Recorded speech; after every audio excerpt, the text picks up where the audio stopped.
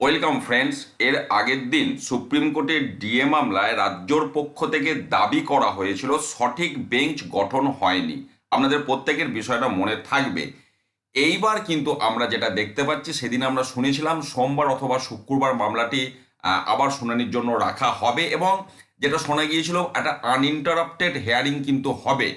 যদিও অর্ডার কপিতে সেই ধরনের কিছু বক্তব্য আমরা দেখতে পাইনি, কিন্তু আমরা এখনো ভুলে যাইনি এই যে দুইজন বিচারপতির কাছে মামলাটি উঠেছে, অনারেবল জাস্টিস সঞ্জয় ক্যারল এবং অনারেবল জাস্টিস প্রশান্ত কুমার মিশ্রা। এনারাই কিন্তু আগস্ট মাসের 4 তারিখ, 5 তারিখ, 6 তারিখ এবং 7 তারিখ টানা 4 দিন শুনানি করে এই মামলাটিকে একটা ফাইনাল জাস্টিসের দিকে কিন্তু নিয়ে যাচ্ছিলেন। তার মাঝখানে একজন বিচারপতি পরিবর্তন হয়, এবং যেটাকে ইস্যু করে এর আগের দিন আমরা দেখেছিলাম মামলাটিকে পিছিয়ে দেওয়ার একটা পরিকল্পনা করা হয়েছিল। যদিও সিরিয়াল নাম্বার এখানে 97 শো করছে, কিন্তু মামলাটি 2টোর সময় উঠবে এটাই কিন্তু আগের দিন স্থির হয়ে আছে। একটা আনইন্টারাপ্টেড হেয়ারিংয়ের কিন্তু সম্ভাবনা রয়েছে আগামী সোমবার থেকে, যেমনটা এর আগে আমরা 4 দিন পর পর দেখেছিলাম। দুই পক্ষের আইনজীবীদেরই কিন্তু অনেকটা বলা হয়ে গিয়েছে।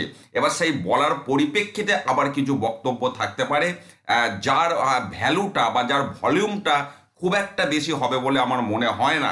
এবার দেখা যাক সোমবার দিন শুনানিটা কতটা হয়, এবং তারপর এই দুইজন বিচারপতি যারা এই মামলাটিকে পরপর 4 দিন শুনানি করে একটা অন্তিম দিকে নিয়ে যাওয়ার চেষ্টা করছিলেন, তারা কতটা এর পরের দিন নিয়ে যান বা আবার পরবর্তী ক্ষেত্রে কি হয়, সেই আপডেট যথা সময়ে আমি আপনাদের সাথে শেয়ার করব।